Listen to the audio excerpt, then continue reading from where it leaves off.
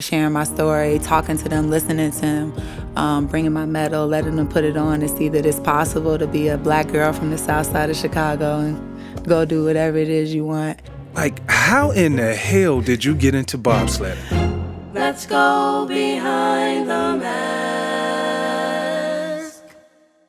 Yo, welcome back to another edition of the Behind the Mask podcast. I'm your host, Takeo Spikes, minus the plus-size model, the only plus-size model that I know. 40 years old, and how do you come down with strep throat? Like, is him and Sam Donald, they running together? Sam Donald had mono, but it doesn't matter, though, because we got something way stronger than backup. My co-host today, also the guest, Asia Evans.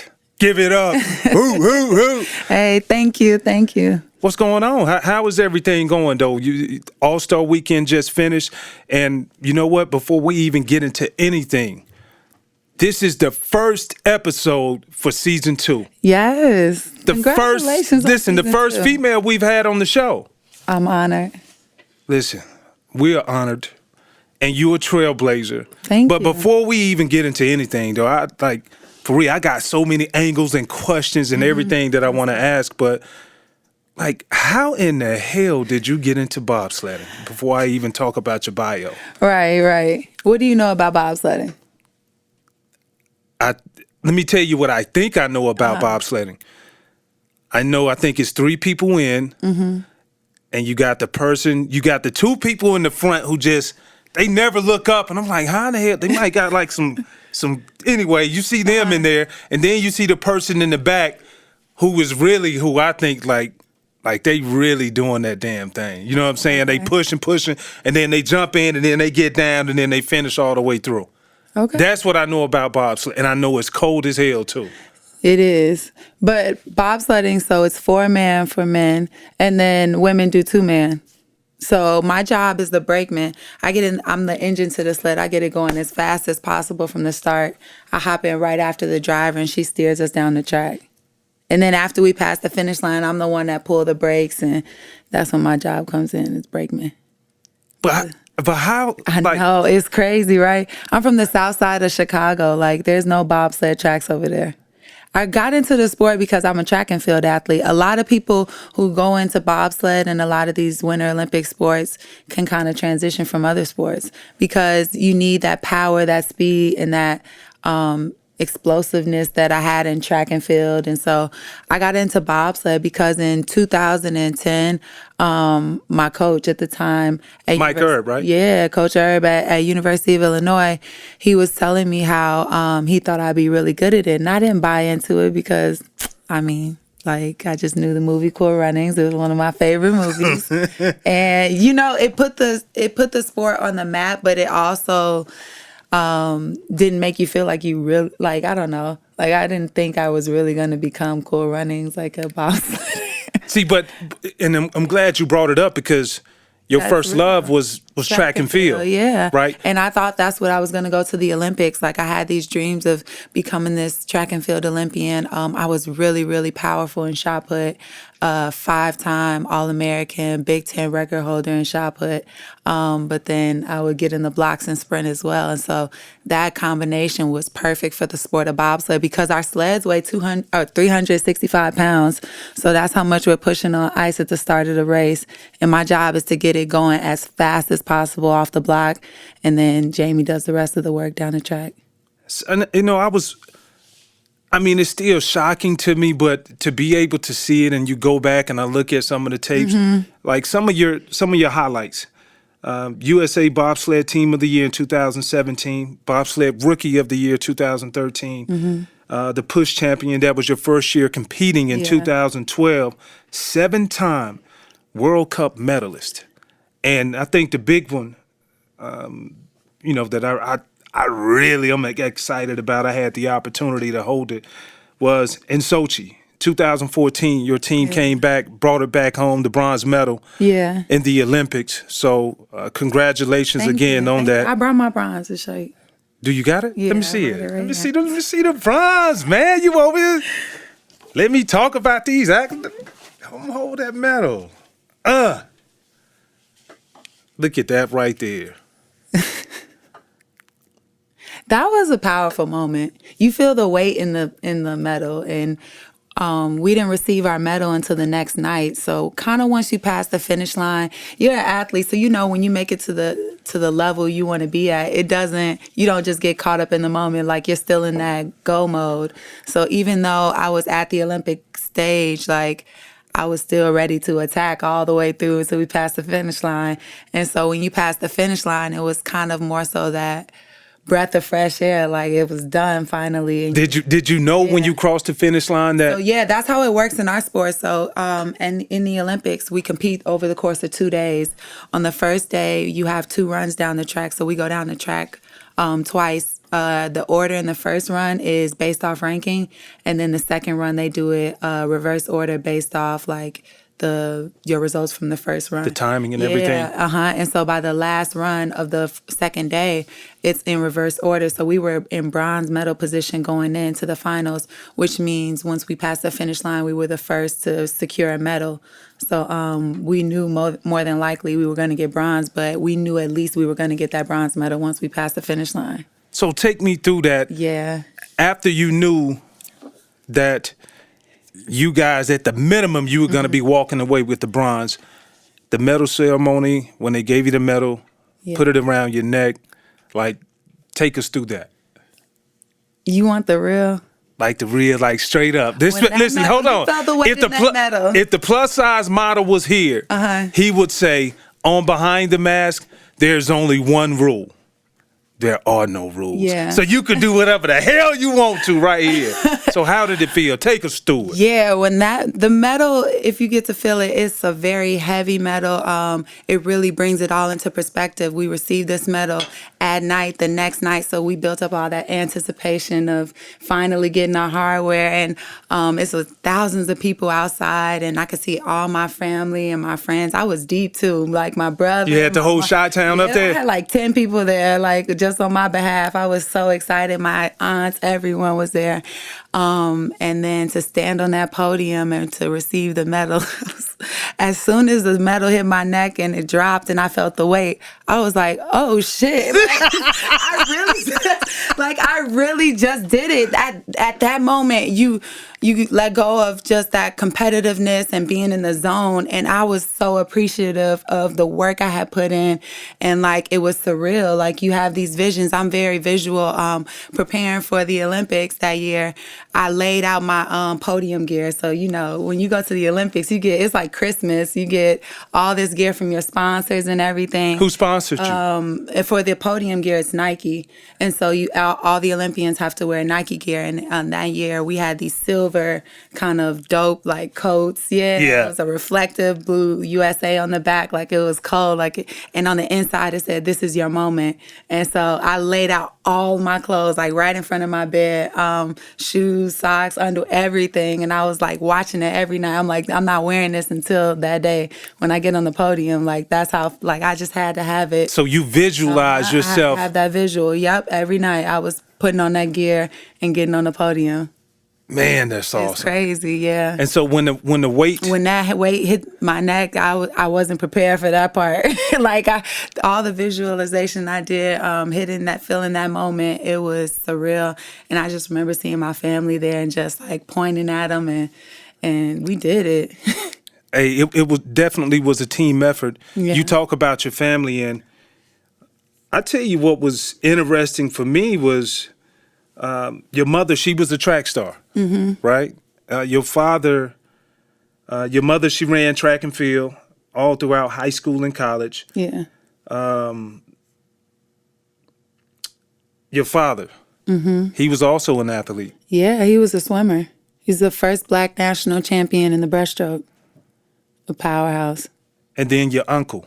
Yes, Sarge. Gary Matthews? Sarge.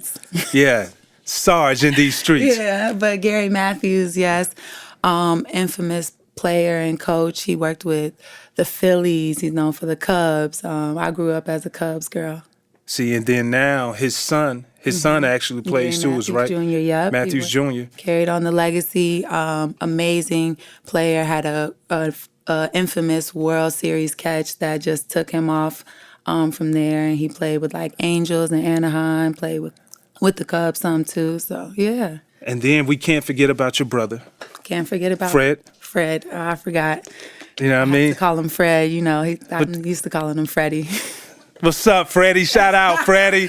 We got to give you a shout out, bro. But like, when people hear that and they see that, it's easy for people to discount like the amount of work that you put into it. And you just thought when you were on stage in Sochi after winning that medal, it was like, I just thought about all the work that went into it. Yeah.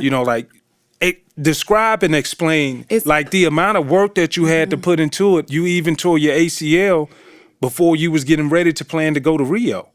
So like talk about some of the work that went into it, even though people may say, you know what, maybe she comes from an athletic family and it's easy for her to be able to do this. Man, nothing is easy about what we're doing and really being in that position. I think that what's crazy is one of the hardest points was you can prepare yourself for so much throughout your journey. You can make sure you have the best training, nutrition, doing everything you can to put yourself in the best position you feel is possible, but things can still happen outside of your control. And in 2014, I was in the position to kind of race with the top-ranked USA driver at the time, and I had been racing with her the entire season, and I probably only raced with my driver like once or twice that whole season.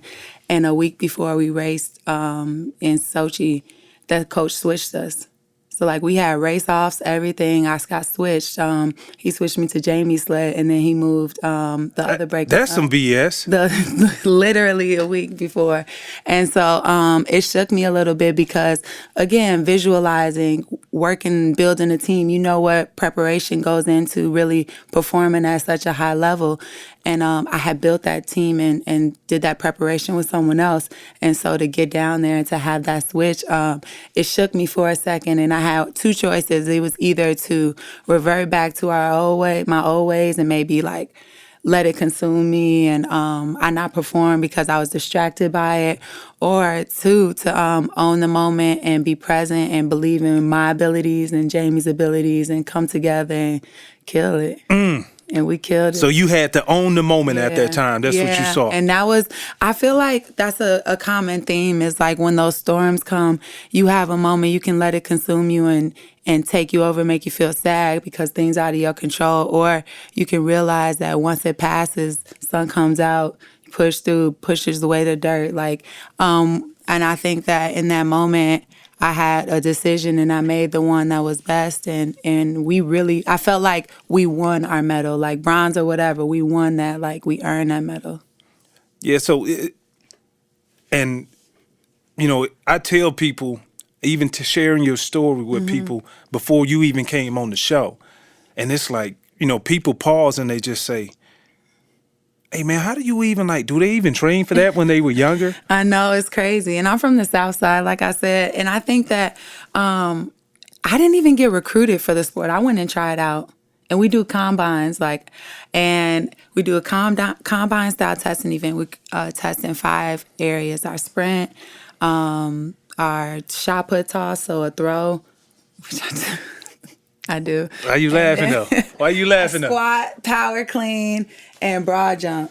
And so in those areas going into it, you could score like 800 out of 800. And I always said such really. 800 is the highest max score. Yeah, it's the and max your score came in at what? 800 out of 800. See, God. Oh my gosh, it's so funny. Preparing for 2014 when I went into the sport in 2012. Fairly still a rookie, right? Yeah, 2 years into the sport and I won bronze and made my first Olympic team, but it wasn't easy. And I was doing the combine. I was the only girl that showed up for that combine in Lake Placid. I'm like, I want to go to the Olympic Training Center if I'm going to go do it. And it just so happened that the head coach was there at the time, some of the girls, and they came out and watched me perform. And by the time we got to the squats, I like to work out I have to squat, I have to be explosive and everything. So when it got time to the squat, I was setting a goal to go for whatever their high score was. I mean, their highest number was in the thing. And so to get the perfect score, you had to squat about 400 let's see, 110 kilo. I'm not sure. I forgot what it was, but it was almost like 400 pounds. So you squatted. No, I read something now, and I wanted to ask you about this. Mm-hmm. You worked out with 365 pounds? Yeah, so it's fun. Like preparing for bobsled, my off season is the same time as football off season. So I train with all football players in Highland Park, Illinois at EFT Sports. If you don't mind, because I was training with Matt Forte, Devin Hester, Tommy Harris, my brother Fred Evans, Double A, Spice Adams was out there. Kelvin Hayden that time. Like, it was a good group of people. And you were doing the same things that they would do. Everything. Yeah. A lot of times I would do extra work with like Matt and Tom. Matt and Tommy were great role models for me in the gym. Matt has such a finesse when he competes and when he runs, and he's very technical. And so like we would oftentimes have 2-a-days, go to the field and do a track workout and then come back and lift. And so I had cleats and everything. Like I would do all of this. She taking it to the next level. And but training with them and holding my own, I didn't want to have any excuses. So it taught me a lot about my toughness and the mental toughness I needed going into the sport of bobsled, because I'm used to being in a different setting. In track and field, you're in a lane. It's just you. I mean, yeah, you got teammates, but at the end of the day, it's you performing. Or in the shot put ring, it's just me throwing. So like to be in a setting like bobsled is very similar to football to a certain extent. Like, yeah, we're teammates, but we're competing to take someone's spot on your team. And so it's a weird mindset I had to adjust to. Yeah, so I was going to ask you, like, the correlation when you look at sport. Your first love, if I'm not mistaken, track and field. Yes. So is it any correlation with bobsledding as far as how you look at your teammate? Because I look at track, and even though I know, we all get into it when the Olympics come around and we say, yeah, Team USA. But really, though, like if you're doing the shot put, you're the one holding it. You're the one throwing it. You can't blame it on nobody else. Right. Versus football, at least if somebody gets burnt, you know what I'm saying? Like, you can be like, oh, shit, that's my man. And so immediately you think, on TV, they finna look and see who it is. Yeah. So I'm going to point him out like, man, what the fuck? If you do that, that'll hold the TV. I'm telling this little secret what we do.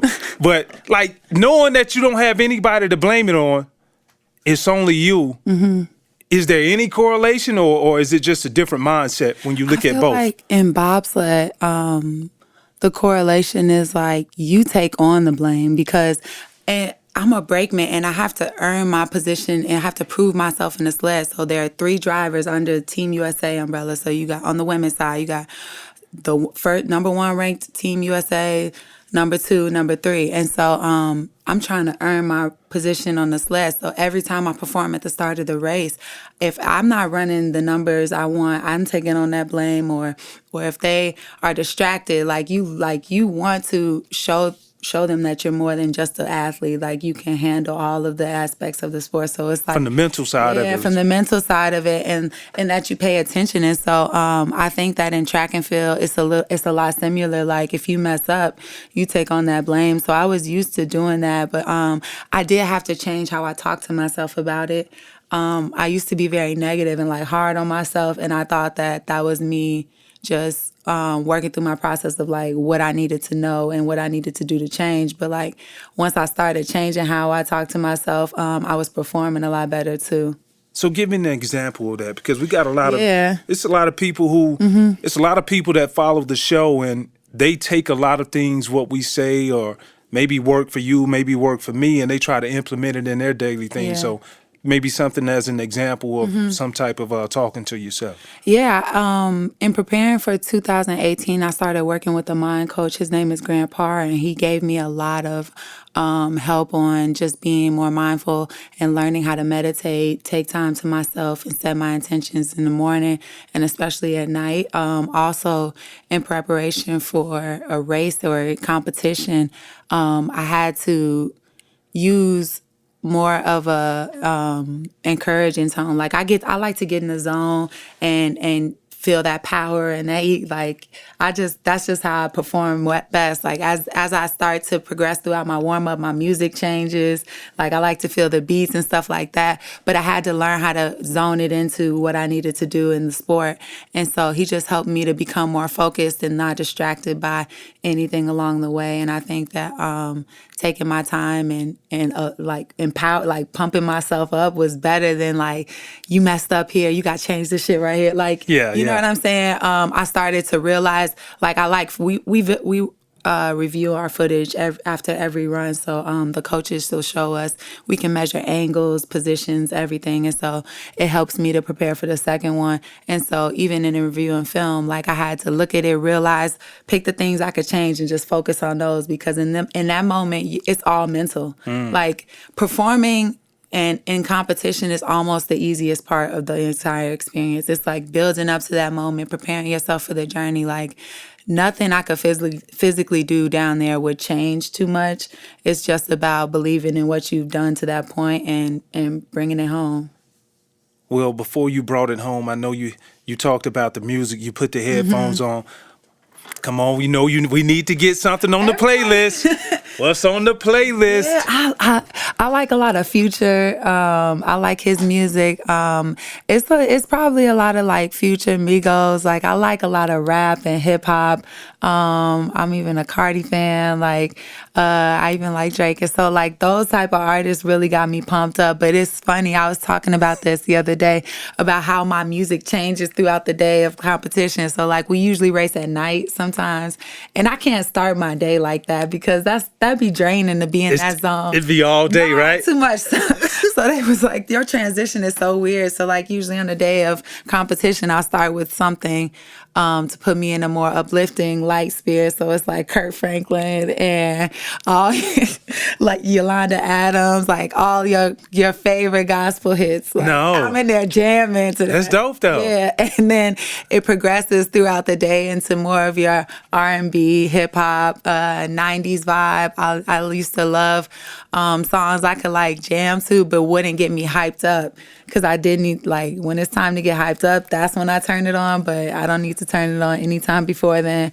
And so as I start to progress, the music starts to change throughout my day. And then when it's go time, I had this one song I used to listen to. It was like an OT Genesis song, and it was Push It. And yeah. Anyway, so like I be like, I had the headphones on, like in the Star House, like go get the money, go like going hard, getting ready. So in the storehouse, that's where that's the holding area to where all the athletes, I guess they kind of come warm up right before they get ready. So right before we walk out onto the track. So you in there listening to Pushing, and they be like, I wonder what the fuck she listening to. I know, big headphones blasting it, yeah.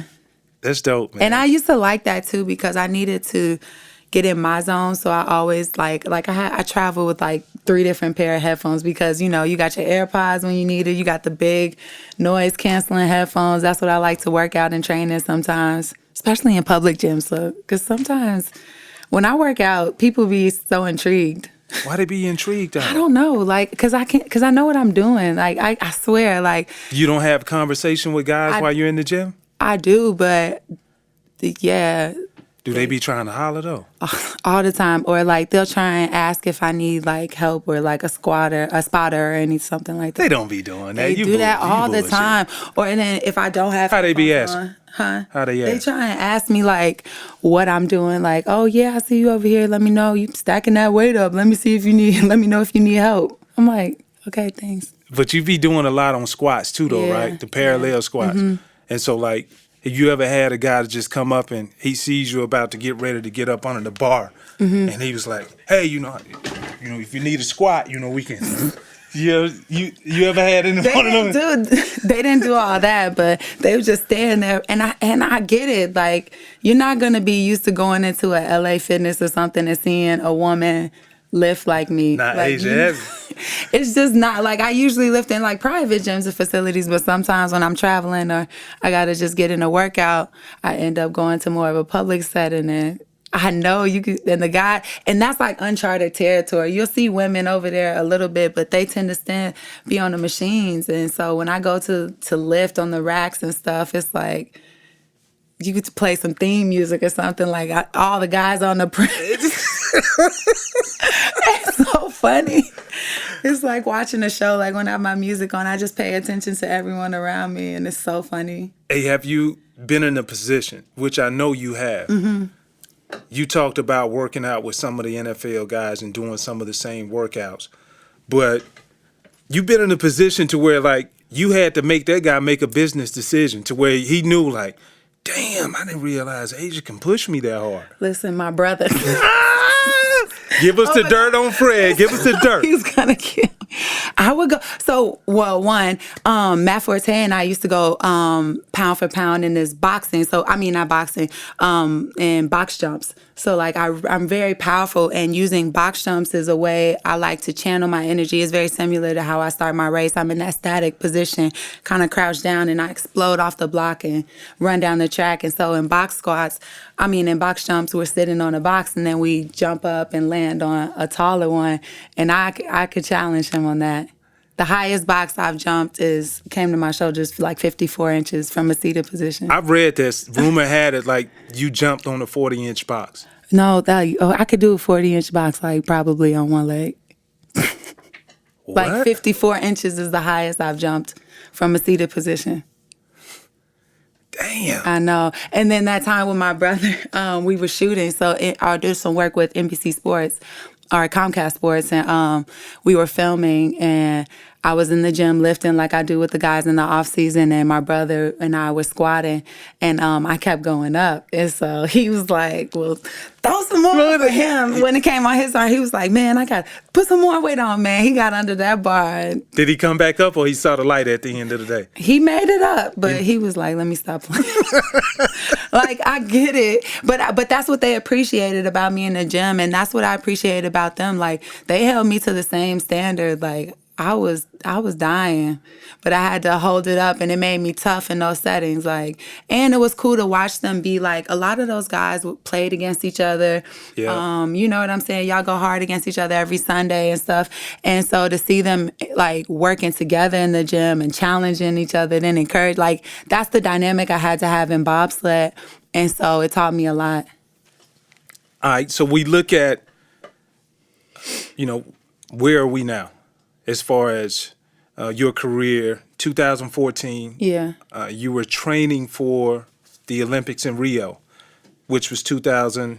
Yeah, so after the 2014 Winter Olympic Games, I made this decision that I wanted to go back to track and field. And for me, it was a decision because I was really curious to see how far I've come as an athlete and as a person. I felt like with bobsled, I didn't have much of a foundation to go off of. That was my first time in the sport. And so with track and field, I feel like I wanted to see how much I've grown and really pursue it on a professional level. And so I moved to Arizona and was training out there for track and as a heptathlete, multi-events, 7 events.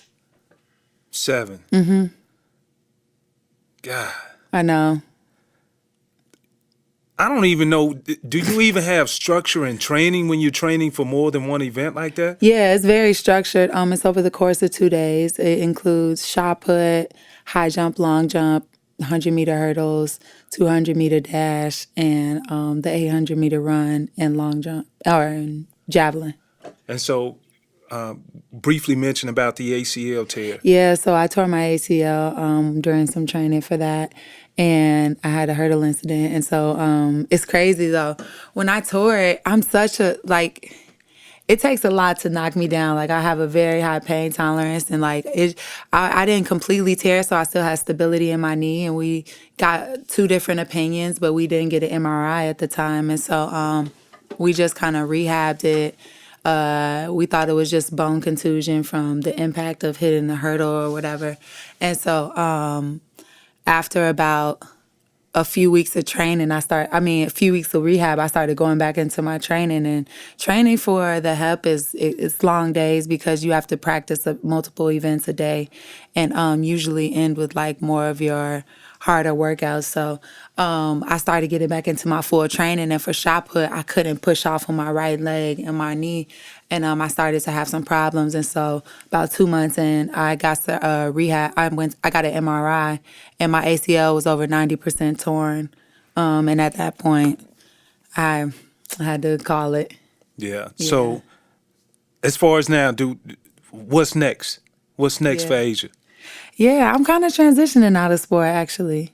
Like, I feel like I've had such a great career as an athlete, as an Olympian, and I'm cool with this journey I'm on, trying to figure it out afterwards. I think that it's a tough decision to come to, especially now that, the Summer Olympics are about to take off, and in about 2 years, you'll have the Winter Olympics in 2022. And so usually I would start honing in on my decision now if I'm going to make one. But I'm kind of being cool with this journey I'm on. Yeah. Yeah. So haven't made a decision yet, but you very well aware of your possibilities, basically. Yeah. I am, and I think that any way it goes, like, I'm very proud of myself, and I know I'm making the best decision for me.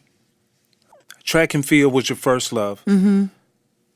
Somebody saw something in you that maybe you didn't see in yourself. Yeah. When it came to bobsledding, Coach Mike gave you the recommendation. You took advantage of it, and now you all medaled out, 2-time Olympian, all of that good stuff. Now you're looking at towards the end of your sporting career. Has anybody came up to you and gave you that same type of epiphany as far as any recommendation on what could be next? It's interesting. Since 2018, I've really been very introspective and trying to figure myself out, as well as surround myself around the people I want to grow and appeal to. And so through the U.S. Olympic Committee, they have a lot of athlete career and education services. So I attended a business program at Tuck, the business school at Dartmouth. For 2 weeks, they have one for transitioning from. Look at you! Yeah, I was trying to get on my business tip, so I put the same grind, the same energy into learning, and we spent 2 weeks there. I'm part of a business network with the International Women's Forum and Ernst & Young, and so I've just been trying to learn and grow and network and see what areas. I've made a lot of connections. I'm starting to get more involved in community impact. I'm on the National Advisory Board for Positive Coaching Alliance and do a lot of work with the Women's Sports Foundation, and so to really be a part of those things and able to inspire and uplift that next generation it excites me just as much as competing. And it's interesting because when I went into the sport of bobsled, it was from an athlete perspective. Like, I wanted to win gold and I wanted to be an Olympian.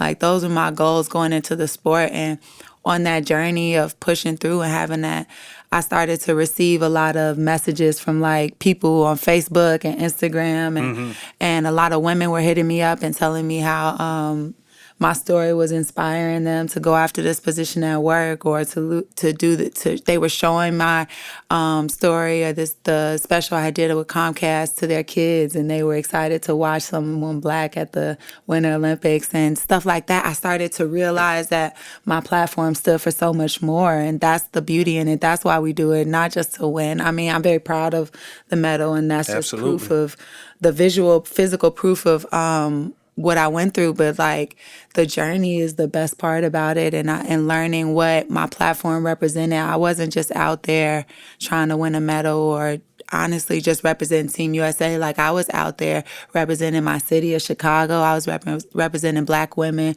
I'm representing everyone who goes after those goals that seem unreal. Because even when I was talking to people about going to bobsled, like, no one took it that serious at first, because I mean, they didn't. And so it becomes one of those things where you got to show people through your actions. And then everyone was Team Asia. See, but especially in the Black community, though, I have this thing from a philanthropic side. You can't be what you can't see. Yeah. And so for you to be able to accomplish so much relative in a short time period, when people, maybe some Caucasian white people, maybe that's something that they grow up doing because that's something that they've always seen and been a part of, which, like you said, it ain't nothing you can do to simulate that as a kid. Maybe I'm wrong. Correct me if I'm wrong. Bobsledding at a young age. I mean, the only thing I've ever done close to that is our mom took us to like the hills and we would go down in little sleds during the summer. I mean, during the wintertime. But to your point, that was one of the most powerful things for me. That's why I love my medal so much, is having that physical proof and going to people and see and letting them hold the medal. I talk to a lot of kids, especially from Chicago public school system, and I went to Morgan Park High School. I'm a product of the Chicago public school system. And if you were to just have anyone come in there and say you could be an Olympic bobsledder, they got to look like you. They got to know what it feels like to be in those seats in order to really make an impact and feel it. And when I go talk to those people and to those kids, like, they get to see it and feel and know that it's possible. A lot of times growing up in those areas, you don't see much outside of it. And through sport, I've been able to see much of the world and realize the possibilities and keep pushing for more, just because I wanted to experience more. And so they need to feel it for themselves. And so hopefully, if I could help inspire them by sharing my story, talking to them, listening to them, bringing my medal, letting them put it on and see that it's possible to be a Black girl from the South Side of Chicago and go do whatever it is you want, then I feel fulfilled. Listen, I feel fulfilled because that's a great story, and I appreciate what you do. Even from, I thought your event, it was outstanding. It was a 4 or 5 hour event that you had at NBA All-Star Weekend. Yeah. Oh, it was awesome. I had my Beauty and the Beast Mode Leadership Symposium. It's the first You were hosting, right? Yes, at the St. Jane Hotel, and it was amazing. I had special guests like Carrie Champion. She's an American broadcast television host. She's the founder of Brown Girls Dream Foundation. I had my girl Karen Civil, who's media maven. I had everyone in the building, and to just kind of have like this intimate group to where we could be open and really share our stories and the tools and what that journey looks like to get into the top. It was a very powerful day. Maybe it's something, I'm not saying I'm that person, but maybe that's something that you could look into, taking that on the road and being able to share that knowledge. I would love to. I think that we're just getting started. I had Dr. Janice Collins, and she's a multiple Emmy Award winner, documentarian, producer, professor, and just like the impact we had within that network of women, it has to be shared again. And I think that it can uplift, empower anyone. And so I would love to take that on and continue it. It was just the beginning. So it's exciting to see where it goes.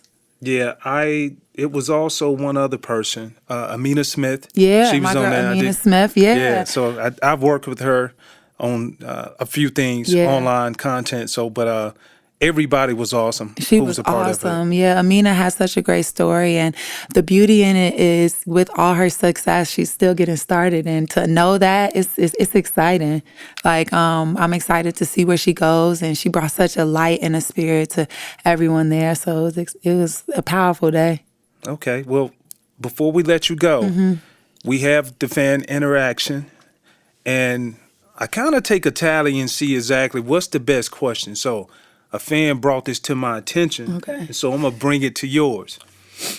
Back in 2016, the beautiful Asia visited the Steve Harvey show, and he assisted her in her dating life. Granted, it's 2020 now. We all interested in finding out how is it going so far.